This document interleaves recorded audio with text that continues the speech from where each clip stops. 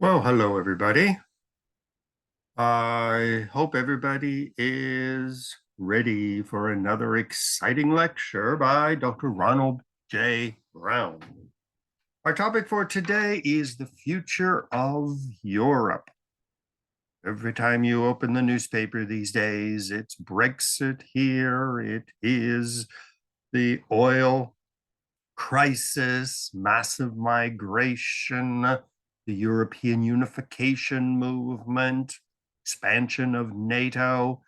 A lot is happening in Europe as this continent attempts to overcome a couple thousand years of warfare. Well, how is this all going to work out? Is Europe going to unite and become a major power to rival the United States, China, Russia, and the other major powers? Well, it's an open question. But today we're going to confront some of the major issues which are facing Europe. On the left, you see the outline. We'll do a little bit of history, the birth of Europe. I mean, it's not a continent. It is linked to Asia on one side, and down to the south, you just have the Mediterranean, and then you're into Africa, and it's linked on another side to the Middle East. So, why do we call it a continent? Well, here again, that's what we'll discuss. Point two will be the rise of nationalism. When we talk about Germans and French and Spanish and Russians and Poles and Italians, these are the nation states, which really were a major chapter in European history. Point three, the decline of Europe, succession of wars between the nation states. Most recently, we have the Russian invasion of the Ukraine. Before that, we had the German expansion to take over Europe in World War I and World War II. And then number four comes the Cold War, where Europe was split down the middle. One half taken by the United States, the other half taken by the Soviet Union. Well, we also have the movement to unify Europe, beginning with France and Germany after World War II, an attempt to overcome these centuries of warfare. And then finally, looking into the future, where is Europe going to be going in the next century? So let's get started. The birth of Europe. Well, if we look at a map, we see the one on the left. We see Africa down on the bottom left-hand corner. The whole right is dominated by Asia. Right in the middle is the Middle East. And then we see this peninsula going off of the Middle East and Asia, which we call Europe. Well, in this map, it is clearly delineated. On Africa, we see that little pinkish surrounded word, Africa. On the right, we have Asia, and we have Europe. Middle East is not listed, but it shows that from centuries ago, Europe was considered its own entity, even if it's not separate. It is linked to the Middle East and to Asia, but still it is viewed as an entity. The name Europe goes back to centuries ago. Ptolemy made this map, which we see on the right, and his guide to geography. He lists the three continents, Europe, Asia, Africa. Well, back in the second century CE, most people didn't know that there was a whole different area of the world, North and South America, Australia, which is considered a continent. But at least going back to the second century and well before, people of Europe viewed themselves as distinct from Asians, Africans, and even the Middle Easterners. Well, what is the historic origin of what we call Europe? Well, most scholars say the origins of a distinctive European culture goes back to ancient Greece. 12th century BC, before Christ or before the Common Era, until about 600 AD, Greece was the fountain of the culture which would eventually become known as Europe. The Greek language was the educated language of all of Europe and well into the Middle East. Alexander the Great spread it as far as Turkey. Greek art, we all recognize Greek statues and the beauty of the human body. The architecture, Greek temples. Go to Washington, D.C., and there are more Greek temples than you can shake a stick at. We are still building Greek temples. Plato and Aristotle, the first great European philosophers. Even legends of ancient Greece are still here. A Trojan horse, we all know what that means. Helen of Troy, these are all part of the European heritage. Even the Olympics, which we celebrate every several years in a different city of the world, well, it all goes back to the Olympics, which were held in ancient Athens. Words like republic and dictator and so many of our political terminology. Athenian democracy is viewed as the origin of modern democracy. That's why Washington, D.C. was built to look like a Greek temple, because that was the origin of our democratic system. It's not in the Jewish Bible, which had kings. It's not in the Christian Bible, which had nothing to do with politics. But our democracy, elections, Senate, representatives, goes back to ancient Greece. Well, beginning in Greece, Greek culture spread. Alexander the Great spread it from down into Egypt, throughout the Middle East, the whole way across Turkey, up into almost into India. And Greek became the official language of the ancient world. Alexandria in Egypt, which was founded by Alexander the Great, the official language was not Egyptian Coptic, it was Greek. And so educated people studied Greek. I went to a private boarding high school and then to a private college, and I had to study 4 years of Latin, but we also had to do 1 year of Greek to show that the people in my class were civilized. Well, Greece had its high culture, spreading its language and architecture and philosophy around the world of the Mediterranean. Well, then eventually Rome took over, and Rome spread Greek culture even further. By about 241 BC, before the Common Era, Greece was occupied by Rome.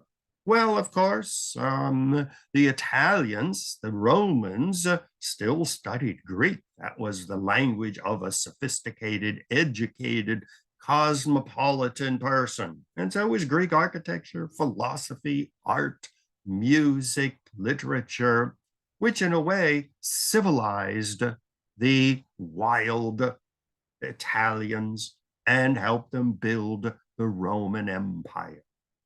Great Greek philosophers and architects migrated to Rome. It was the new New York City where everybody wanted to be to participate in the rise of Roman Greek culture, spreading it as far as Britain and Spain, North Africa, Palestine in the Middle East, and eventually the Romans took over Egypt and spread Greek and Roman culture further into the Middle East.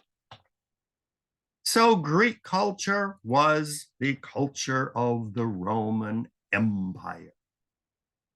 Well, even if Latin became the official language of the empire, still it was a tradition to study Greek.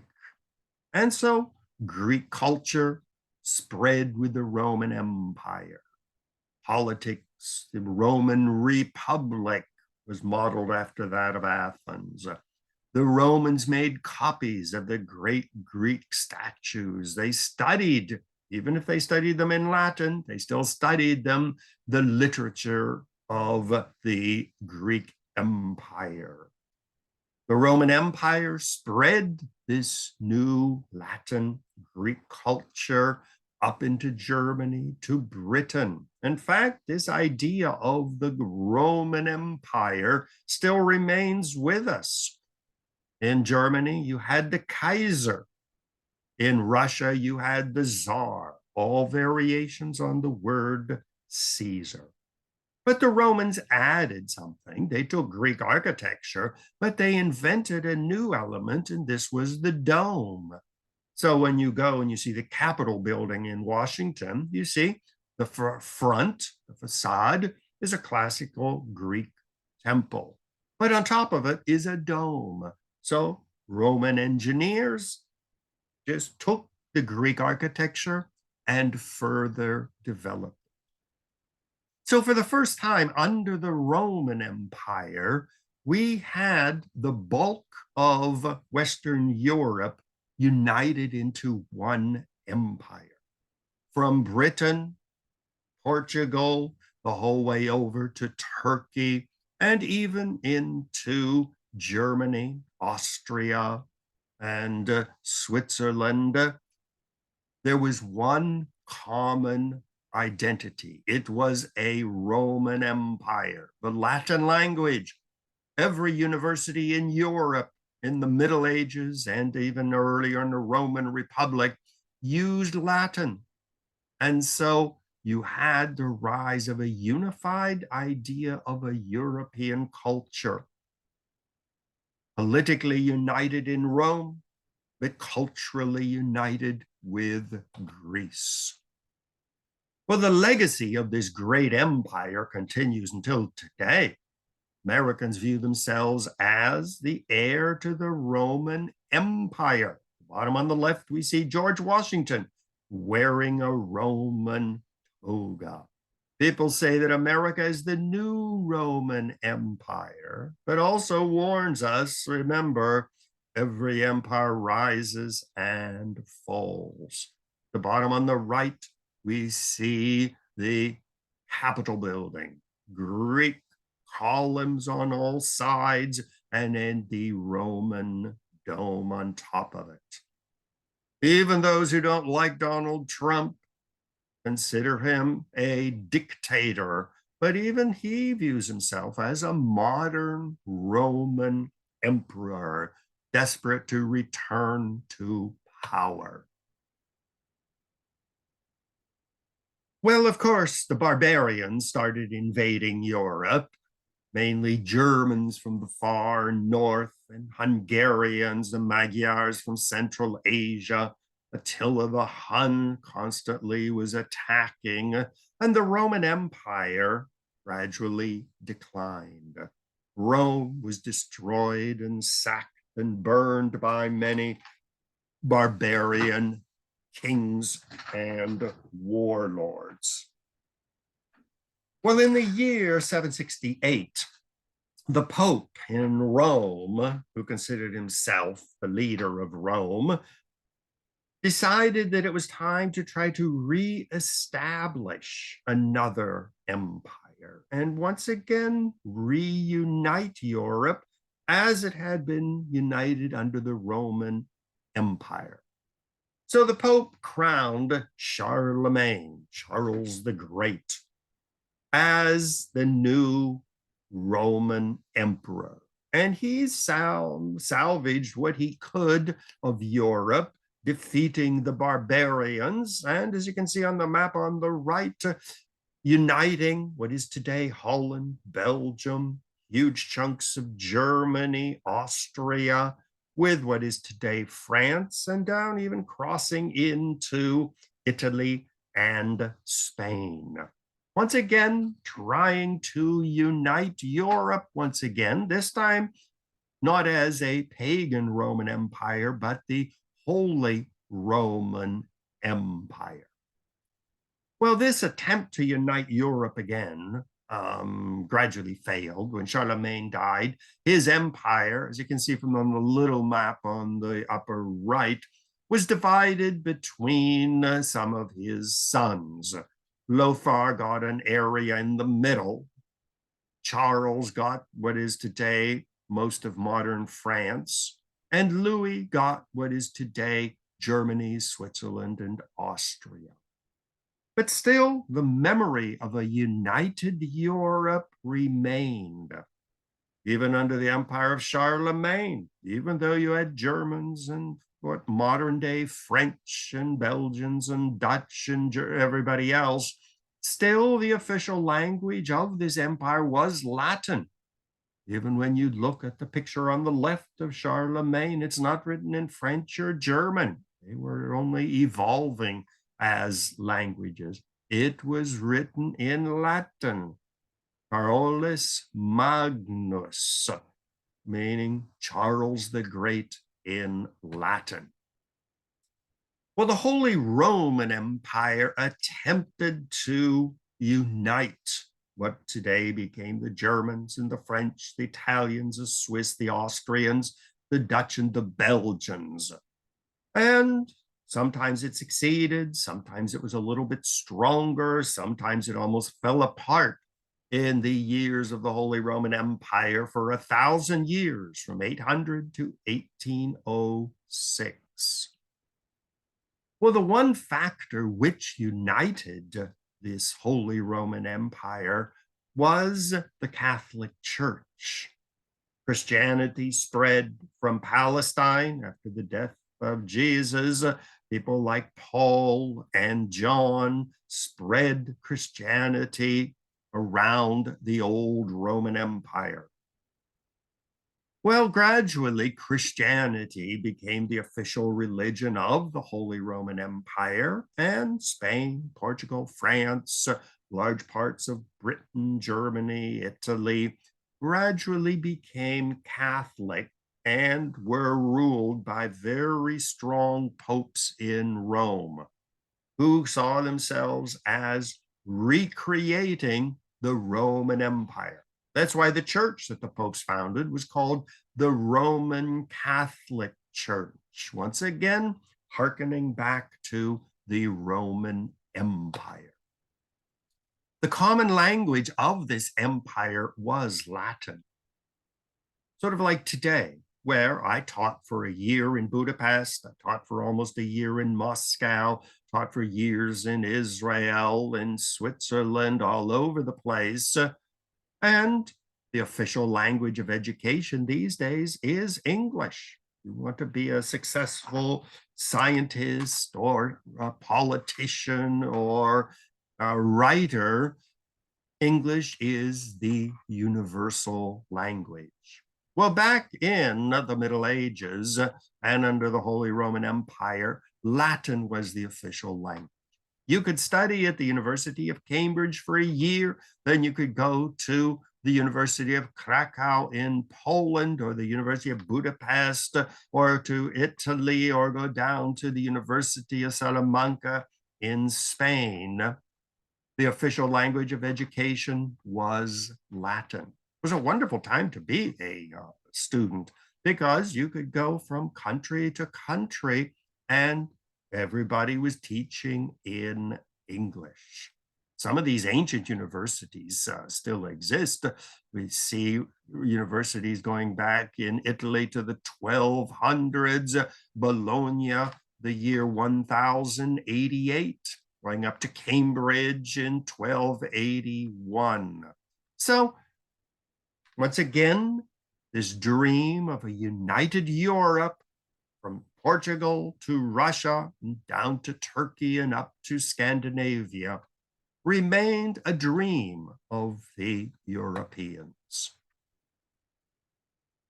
various attempts to unite Europe following the collapse of the Holy Roman Empire. Times Byzantine arose and tried to take over Europe. Mussolini tried to recreate the Roman Empire. Donald Trump wants to recreate the American Empire. Napoleon, the Russian czars want to unite Europe under Russia's control. The German Kaiser wanted to again unite Europe under German control. So this dream of a united Europe, going back to those wonderful days of Greece and Rome, remains a powerful memory in Europe. Well, those wonderful days of universities from Poland to Portugal and England to Italy, united by a common language, by a common religion, started to decline. With the rise of nationalism, first country to reject Latin as its official language was Spain, followed by Portugal in 1492. They said, we are not Europeans, we are Spanish, we have our own language. We're not going to look to the Pope in Rome for spiritual power. We are Spanish. The official language of the country became Spanish or Portuguese. This was followed by France, which rejected Latin and said, we're French. We don't speak Latin anymore. We have our own language, our own national identity. Same thing with Britain and English. Eventually, the Germans united, got rid of Latin and say, we are German speaking. Eventually, countries like Italy in 1871 got their independence and said, Italian is our language. Well, needless to say, Spain wanted to grow in power. France wanted to grow in power. So you had a whole series of wars. At times, Spain would invade Portugal and conquer. France would go to war against Germany and try to take over Belgium or Switzerland. Italy was trying to get united and grab chunks of France. So the rise of nationalism pretty well put an end to this dream and reality of a united Europe. Everybody wanted their own language. Even everybody wanted their own religion. So when you had the Protestant Reformation, the people of Northern Europe said, we're not going to look to the Pope and the Roman Catholic Church. We're Germans. We'll become Lutherans. Or we're English. We'll become Anglicans. Or we're Scottish. We'll become Presbyterians. They began to develop their own architecture, their own music, write their literature and poetry in their national language. So Europe was shattered into a host of nation states, or what we would call today independent countries. Shakespeare rejected Latin, even though he knew it very well, and started writing his plays in Shakespearean English. In Italy, it was Dante who rejected Latin and said, Italian is our language. In England and France and all the rest of the countries, in Germany, Luther translated the Bible into German, saying, stop going to church and praying in Latin. We have our own language. And don't listen to the Pope in Rome. We are Lutherans. We have religious, cultural, linguistic independence. So it looked like the dream of a united Europe was finished forever. Well, the countries of Europe, Spain, for example, ended up growing and taking over South America, Central America, from California to Argentina, became part of the Spanish Empire. The Portuguese expanded their empire, taking over what is today Brazil, big chunks of Africa, and other areas. The Dutch built New Amsterdam and took over colonies in South America, Africa, and most importantly, Indonesia. The French, bottom on the left, expanded, took over about a third of Africa, as well as Vietnam, the Louisiana Territory, and Quebec. So these countries not only were independent with their own king and government and language, but they were constantly at war with each other. France and England had hundreds of years of war. France tried to take over Holland.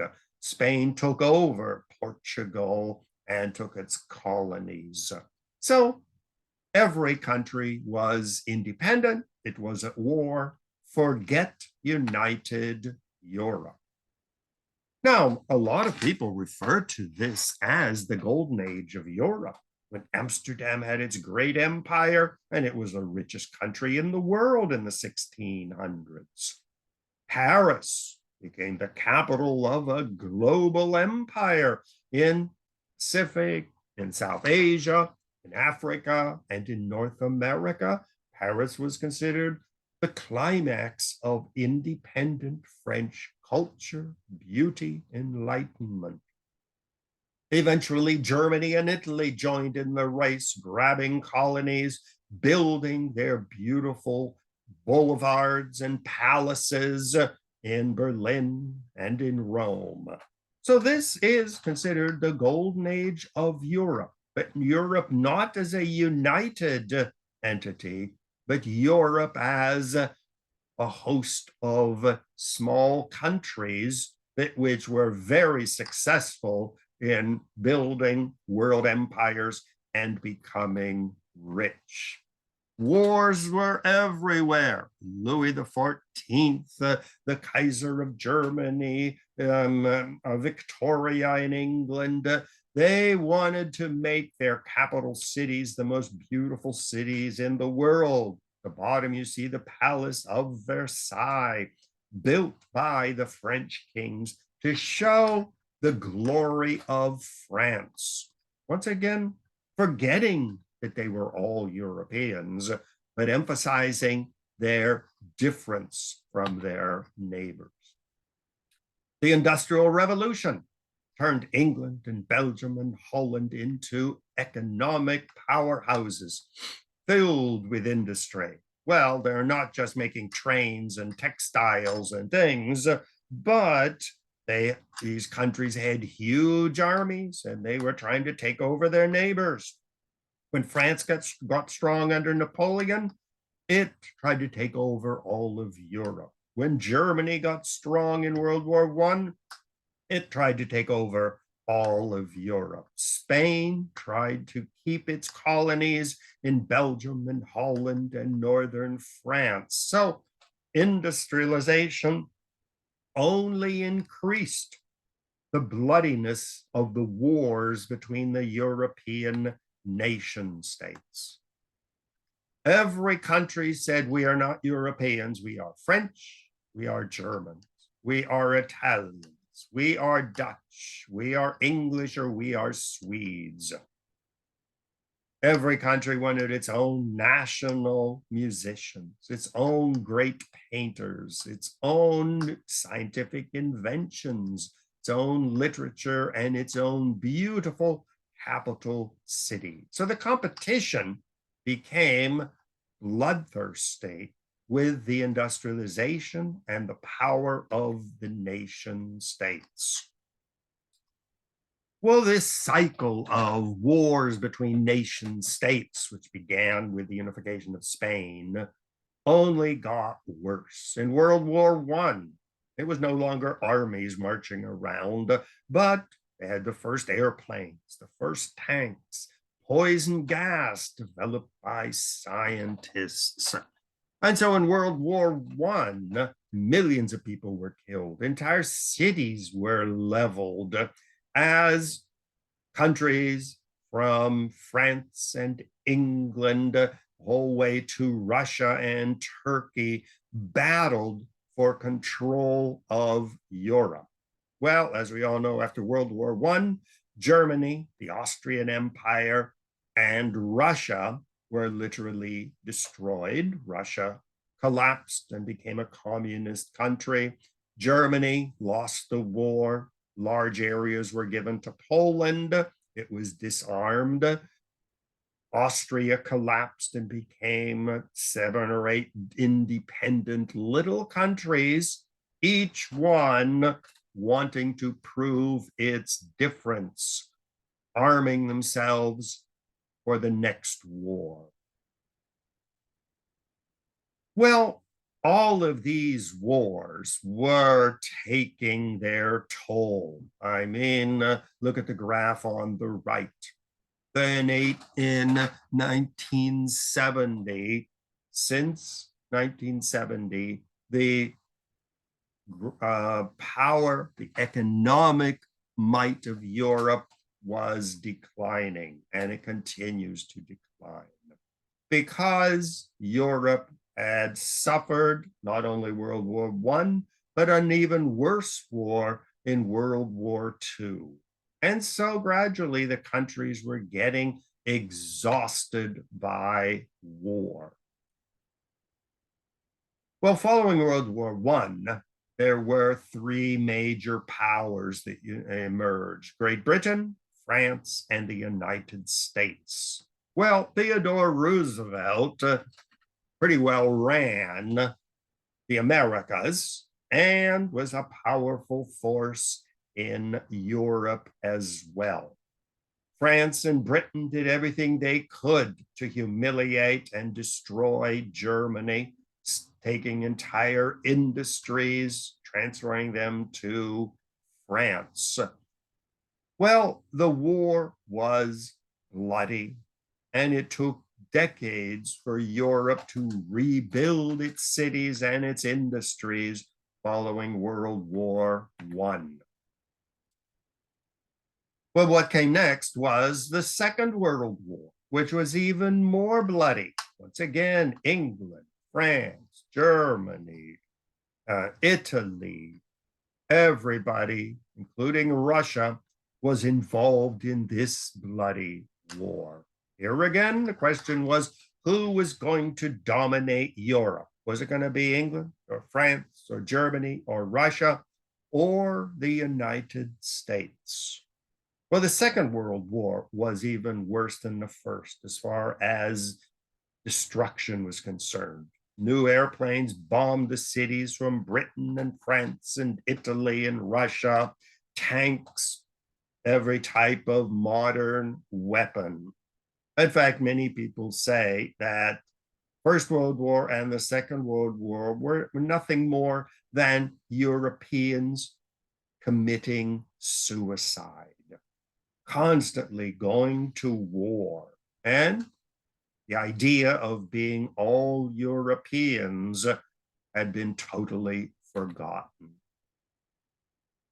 Well, the Holocaust, again, Europe committing suicide, 6 million Jews from Central and Eastern Europe, as well as France, were destroyed. Again, this mass killing of other Europeans because of their race or their religion.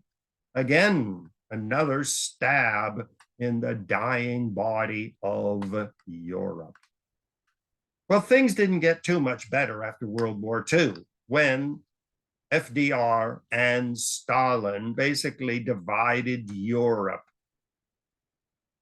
building a wall which went down through the heart of Europe, which we call the Iron Curtain. Well, the United States was pretty well running the show after World War II. Stalin had his empire and was rebuilding after the war.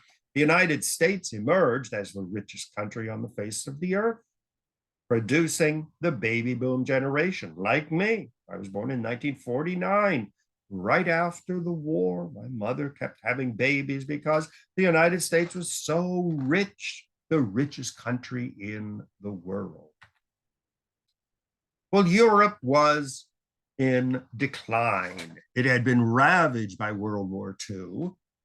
Well, then finally, the countries of Asia and Africa said, well, we want our independence. Get rid of Europe.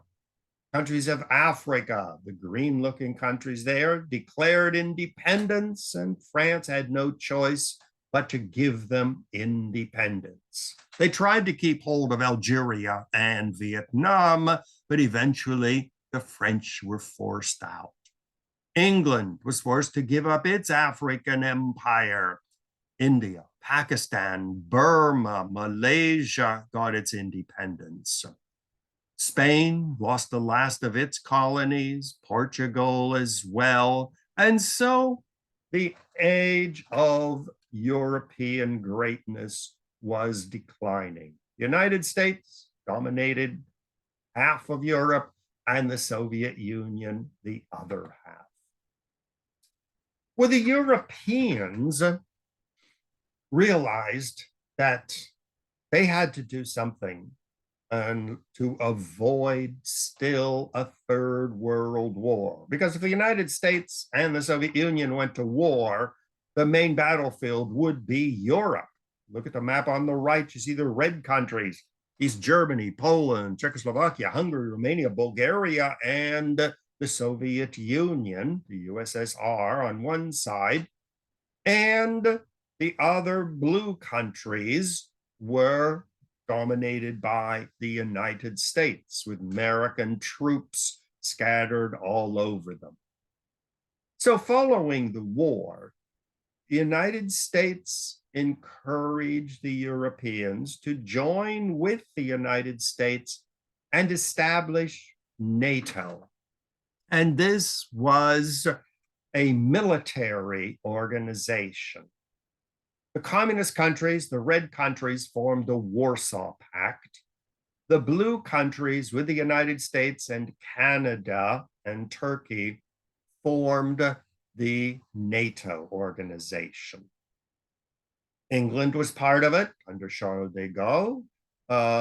France was part of it. Churchill in England supported uniting Europe militarily so that they could never have another war. The German army and the French army, the British army, Spanish, Italian, Danish, Dutch, were all united into one organization so that they could possibly stop the next war. Well, this created a tense situation in Europe. You see the Iron Curtain, the dark red line. Well, there were so many troops stationed on this red line that danger of a war was ever present. The Berlin blockade, various crises. I remember in the days when there was East Germany. I spent several months in West Berlin, going back and forth, but from the American sector to the Soviet sector, being inspected by American troops when I left the American sector, and then being inspected by troops from the Soviet Union when I went on the other. So Europe, once again, was divided, not so much between nation states, which were doing what they could to unite under NATO and the Warsaw Pact, but it was a militarily dangerous situation. The United States supported NATO, North Atlantic Treaty Organization. The Soviet Union supported the Warsaw Pact. So Europe was in a state of perpetual warfare, or the threat of warfare. And the Third World War, everybody knew, would be far worse than the First or Second, because, as the United States showed, we had the atomic bomb and we were willing to use it on the cities of Japan. So we would probably not hesitate to use it on the cities of the Soviet Union. Germany was the front line. On one hand, you had East Germany, which was controlled by the Soviets. And on the other side of the wall, you had West Germany, which was controlled by Britain, France, and the United States. At various times, the Cold War became hot. You had war between the Americans and the Soviets about who was going to control Greece. Was it going to be part of the Soviet Empire or part of the American Empire? Luckily, atomic bombs were not used. The Soviet Union was defeated, and the United States brought Greece into NATO, and it joined the West. But Europe came very close to a major war. Well, following World War II, Europeans realized that they had to do something to avoid a third world war. They knew well that the Soviet Union controlled half of Europe, the United States controlled half of Europe, but they took their own initiative to try to unite the various countries so that there would not be another war. So in 1951, I was 2 at the time, so I don't remember it, but the Europeans in Belgium, France, Holland, West Germany, Luxembourg, and Italy established an organization called the European Coal and Steel Community.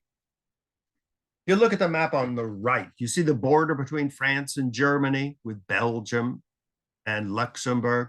This is the area of Europe that is the most highly industrialized.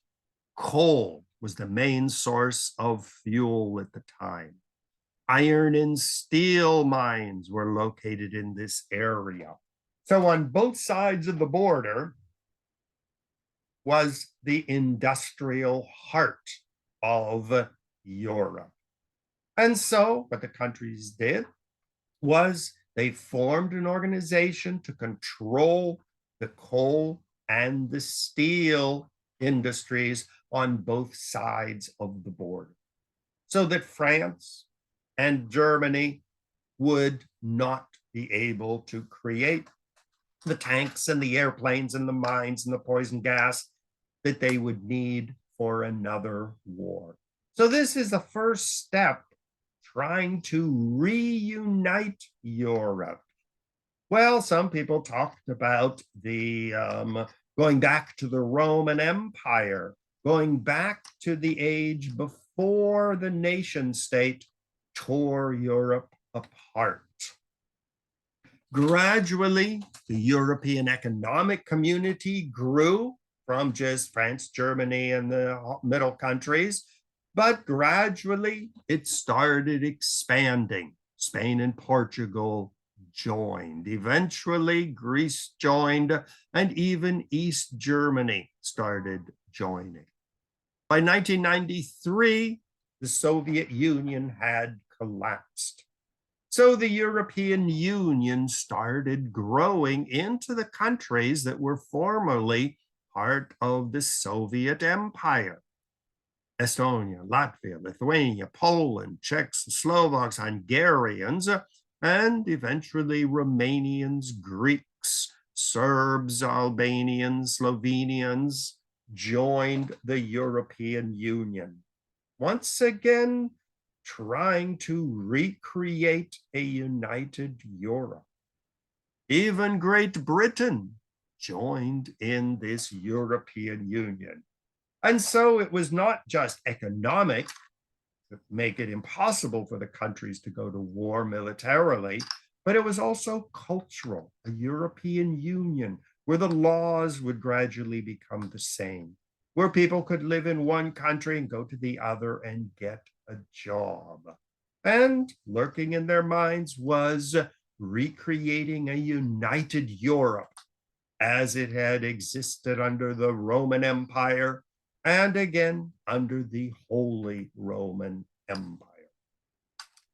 Europeans created their own money system in 1999. I remember traveling from France to Germany, where you'd have to change your money when you went from the French franc to the German Deutschmark or the Austrian shilling. The Spanish peseta all these different monies were done away with in many of the countries of Europe in 1999. Finland and Estonia, Slovakia, Austria, Germany, France, Ireland. Some countries stayed out, such as Britain, Sweden, and Poland, but they are expected to join probably somewhere in the near future. In 1995, another major event was the establishment of the Schengen area. And these are the blue countries, the dark blue. Well, that means that if I fly to France, fly to Paris, as I'm going to do in 2 weeks, well, I can just get on a bus or a train and go to Spain or go to Germany. They don't stop you at the border. They don't ask for your passport. You can just drive across the border and nobody asks anything. So you can go from Estonia, Latvia, Lithuania, Poland, Greece to Portugal, and nobody asks for a passport. Now, Great Britain is not included in this, and Romania and Bulgaria are not included in it yet, but they do plan to become part of this arrangement. So it's really simple. Now, when I travel in Europe, it's the same money in France and Germany and Spain and many other countries. You don't have to show passport. I fly to Paris, I show my passport. I can travel anywhere in Europe I want to, and nobody asks for my passport anymore.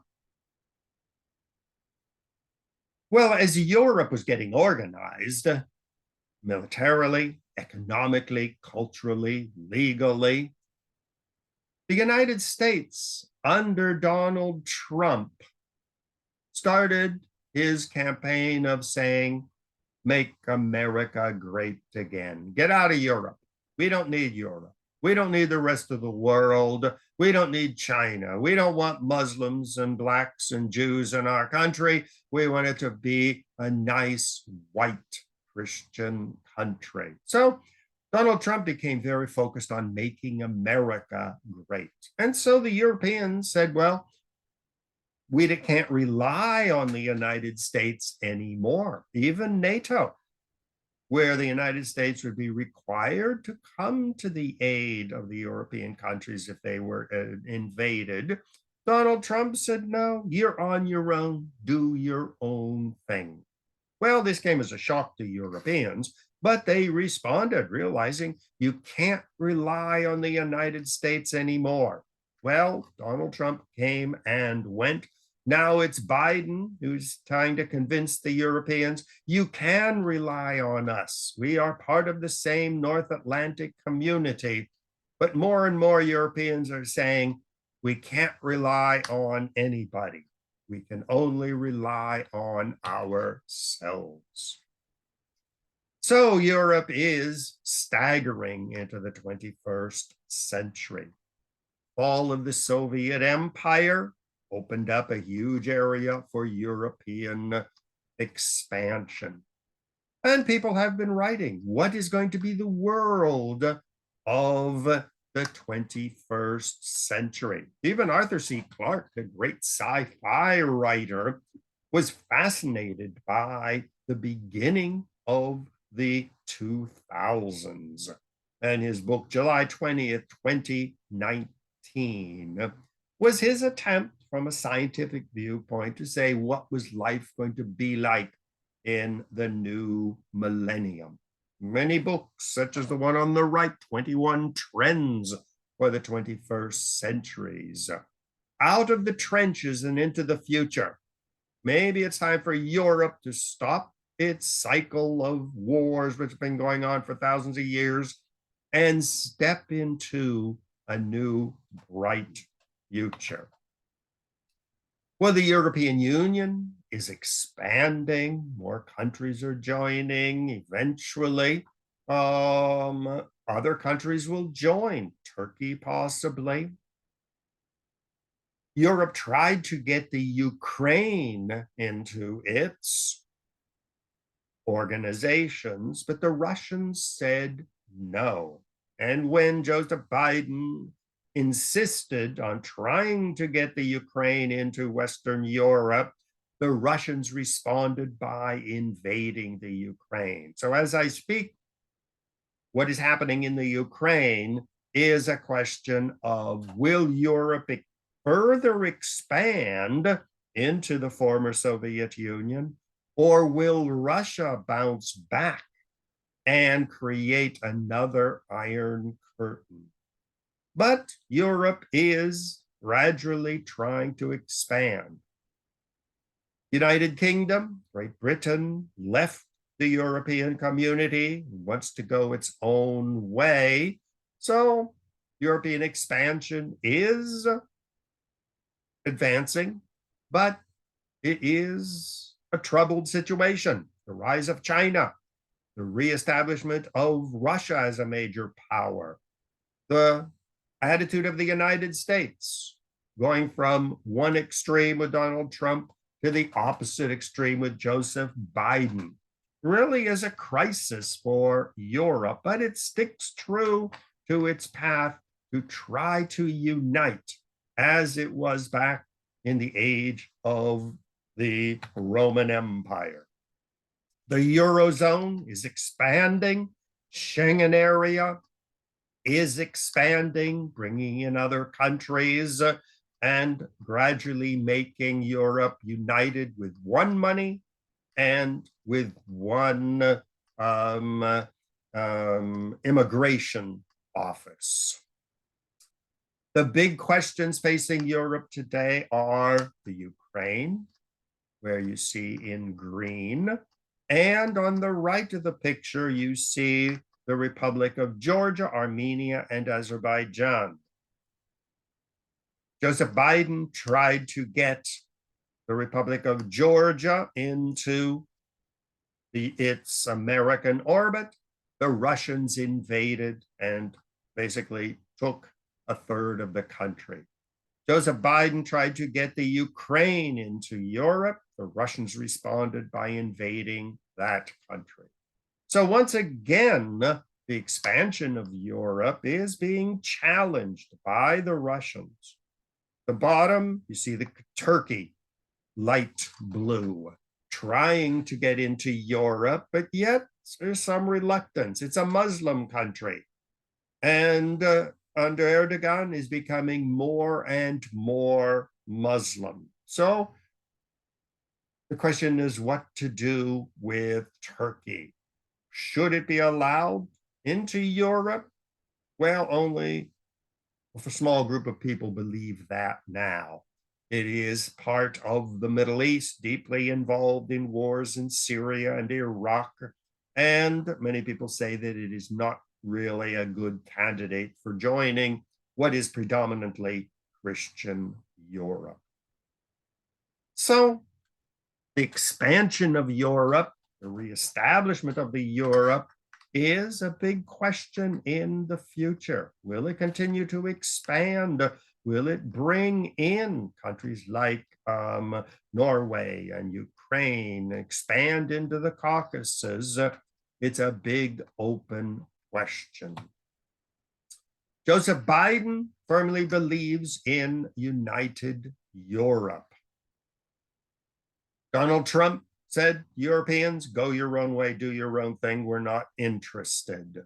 But under Biden, the attempt to get Ukraine, where you see the X, and the Republic of Georgia into the European community was blocked by Russia. There's even a danger of another war. Will Russia continue to expand at the expense of Europe? Well, as I'm speaking, the war in the Ukraine is not going well. The dark blue areas show the areas where the Russian population is concentrated. These are the areas which Putin wants to make part of Russia.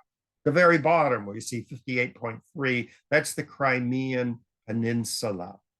Well, This area was early on annexed by Russia. And now it is taking over the other areas where you see 25, 39% are Russian speaking. Well, in these areas, the main cities are overwhelmingly Russian speaking. The villages and the towns have large Ukrainian populations, but the cities, the industrial cities, are predominantly Russian speaking. So Putin said they should be part of Russia. Here again, this is the nation state idea. All the Spaniards should be in Spain and speak Spanish. All of the Russians should be part of Russia. And this is one of the dangers of the expansion of Europe, which tried to take over Ukraine under Biden and was blocked by Russia, who said Ukraine is part of the Russian sphere of influence, not part of the American and Western sphere of influence. Another challenge to China is a challenge to Europe is the rise of China. China rising. When China rules the world, famous book by Martin Jacques. China is now the number 2 economic and military power in the world. Chinese Navy is stronger than the American Navy. Its military is growing. 1.5 billion Chinese people in one country. Well, in this world of warfare between Russia, United States, China, what is going to be the position of Europe? The struggle between Europe and Russia is already devastating Ukraine. What would happen if the United States and China go to war? Would Europe remain neutral? Can Europe build its own military forces? Does it have the will to build its army so that it too can be a major military factor? Economically, it's very powerful, but it has more trading ties with China than it does with the United States. So, can Europe remain neutral in this new world of the 21st century, where the United States and China are competing for world domination? Other countries like Brazil and India are emerging as major powers. So, what is going to be the role of this uniting Europe in the 21st century? China is expanding rapidly in Europe. We see that One Belt, One Road links by sea and by highway and railroads, linking Europe with China. Sort of emphasizes again that Europe is not on the map. It is all one big area, the Middle East, Asia, Europe. It's all one big continent. There are no oceans separating them. There are no seas. And so China sees Europe as its neighbor, as its natural trading partner. So they're building that road and railroads going from every place in China to every place in Europe, and by going by sea through Athens and Venice, and huge tankers with all kinds of products are going back and forth. So economically, China is more important to Europe these days than the United States. But still, Europe is linked to the United States with NATO. So it is trying to remain neutral. Can it? Is the million-dollar question. Because if China and the United States go to war, there's a very good chance that Europe will be dragged into it.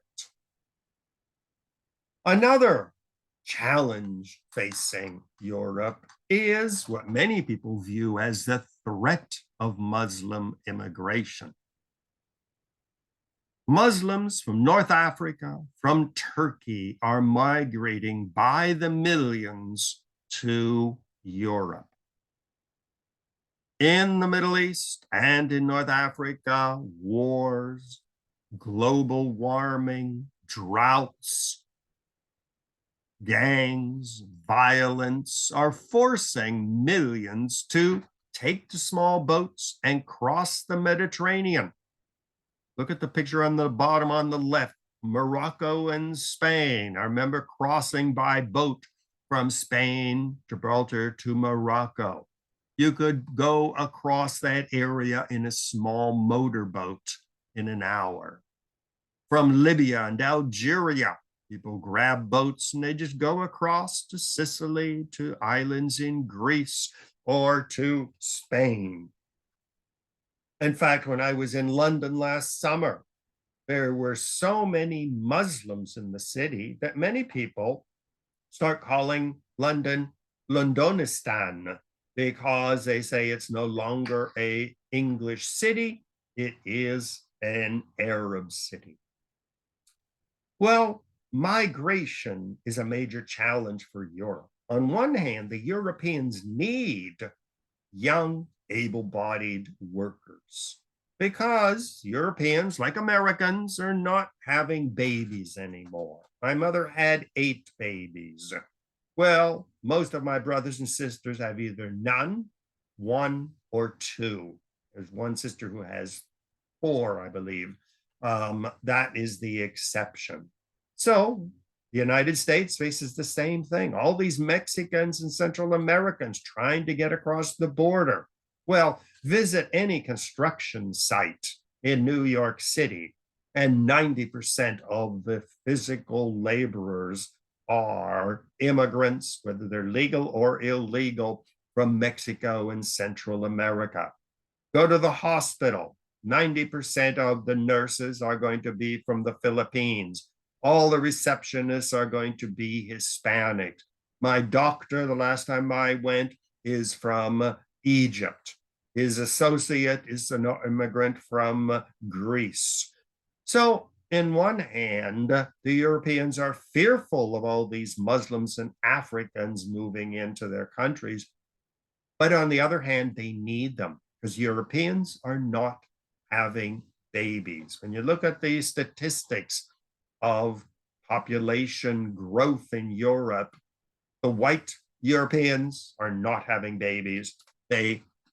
New young workers are all immigrants, whether they're legal or illegal. So the Europeans, like the Americans, are in a bit of a difficult situation. Donald Trump wants to keep America white and Christian, but he knows very well that he needs other people to run his businesses, to do the dirty work, to do his maids are all immigrants, whether they're legal or illegal, we don't know. So Europe has this crisis, a falling population.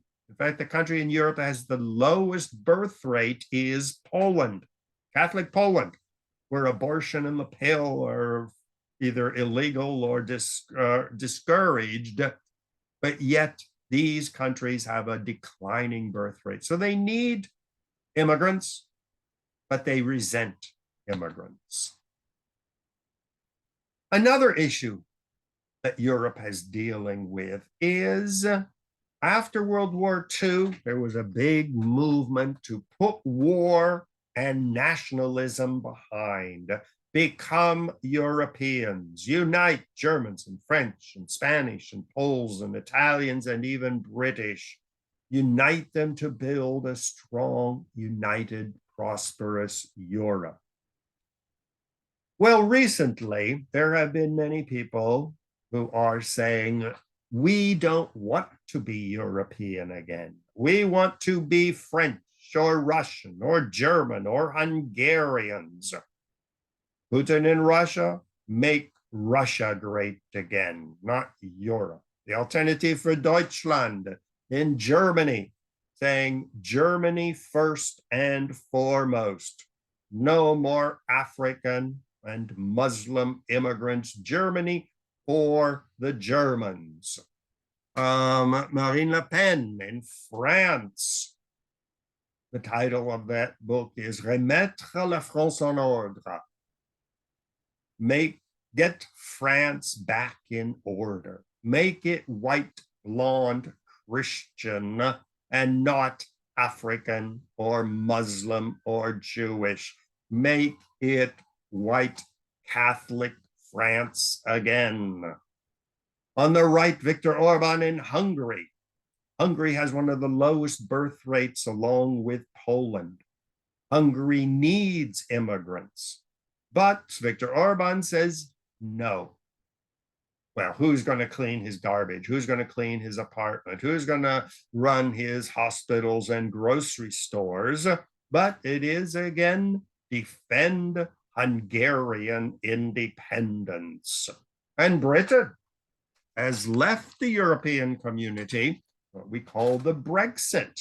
Once again, saying make Britain great again. So there are a lot of forces fighting against this trend of European unification. Well, this is not just happening in Europe or the United States. In India, it is a return to nationalism. Make India great again. Get rid of the Jews, the Christians, the Muslims, the Sikhs, and the Jains. Make India Hindu again. Netanyahu in Israel. Make Israel Jewish again. Well, in Israel, it's a major problem because if you include all of the occupied territories, there are more Arabs in Israel than there are Jews. So the only way he can make Israel Jewish again is by racist and apartheid laws to strip the Christians and Muslims of political power, economic power, and turn them into slaves for the Israeli Jews. Same thing happening in Brazil. Make Brazil great again. Make Brazil the most important power in South America. Get rid of gays. Make women back in the kitchen where they belong. China, suppression of the Uyghur Muslims. Again, make China Chinese again. So the forces against what we call globalization or the unification of Europe are very, very dangerous and could well lead to other wars in Europe. Well, Samuel P. Huntington predicts that the 21st century is in fact going to be an age of war. And in his vision, you see the map on the left, he sees white Christian North America united with white Christian Western Europe, that they are natural partners. You see the Middle East, North Africa, which is a Muslim world, China, which is a Confucianist world, India, which is a Hindu world. So he is saying that Europe should unite and together with the United States should defend white Christian world. Stop immigration of Jews and Muslims and Hindus and Buddhists and all these strange people. And in fact, Samuel P. Huntington said we should probably get rid of the ones the United States and Europe already has. But once again, that's up against the reality that Europeans are not having babies. I was in Paris last summer. In fact, I'll be in Paris for Christmas this year. I mean, you go into a restaurant, all the kitchen staff are immigrants. Half of the waiters don't even speak French.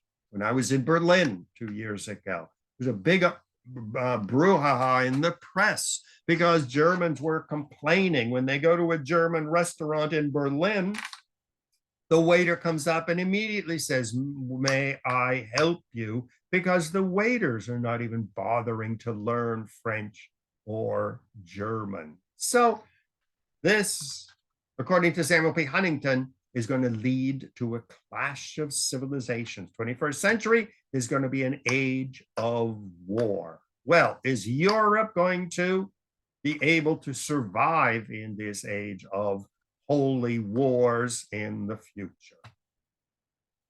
Global warfare from Muslims and Christians fighting, from Jews and Muslims fighting. Anti-Semitism is rising in the United States to make America Donald Trump Christian again.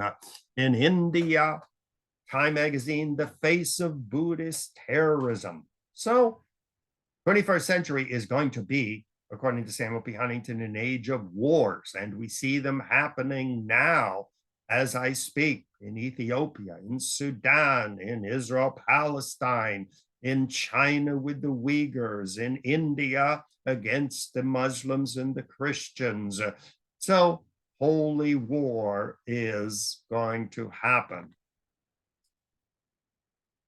Another threat to European unification is Europe is trying to create an economic area of wealth and prosperity.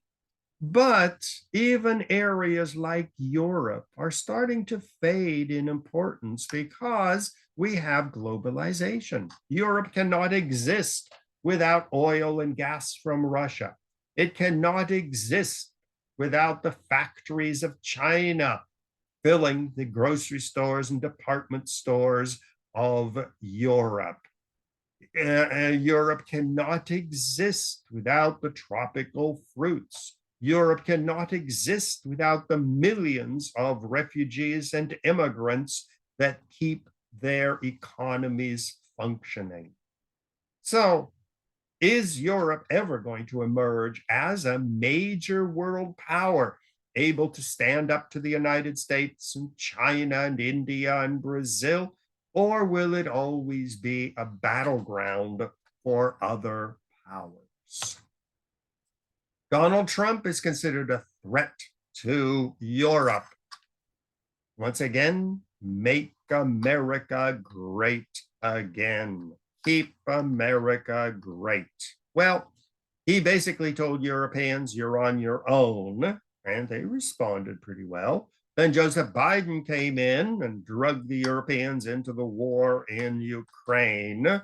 Well, if Donald Trump does return, who knows what his step will be? I mean, he's making America great again. Will he just get out of the Ukraine and let the Europeans deal with the mess that Joseph Biden created? So the role of the American and Chinese and Russian empires are going to be very important in the future of Europe. Another issue that's important in Europe is regionalism. Germany, France, Spain, are all nation states. Yes, they're all part of Europe, but there are many regions which want more power. You look at the map of Spain, you see the blue area. That's Catalonia. They say, we don't want to speak Spanish anymore. We want to speak our own language. In Germany, states like Bavaria saying, why should we be taking orders from Berlin? In these days, we can have our own independence. Czechoslovakia fell apart.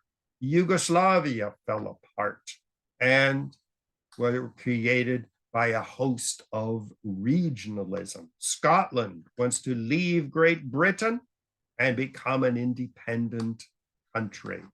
So regionalism is a threat to the European unification movement, and it weakens it as a major power. But then again, on the other hand, a Europe of the regions just might be more successful than a Europe of nation states. So Enjoy Europe while you can. As I'm speaking now, the euro and the dollar are at parity. Paris is cheap. London is cheap. The English pound is very weak. So, as I'm speaking to you today, in 1 week, I'll be flying to Barcelona for a week. I'll be in Paris for Christmas. I'll be in Athens for New Year, and then spend a month traveling around Greece, because Europe is still a wonderful place. Hopefully, you will avoid the next world war, but in the meantime, enjoy it while you can. So, this is Ron Brown logging off, exploring today the future of Europe. And many, many books are being written, more and more all the time. I just came across Lawrence Smith's book, The World in 2050, where he's isolating, as I did today, the forces that will be shaping the civilization of the future.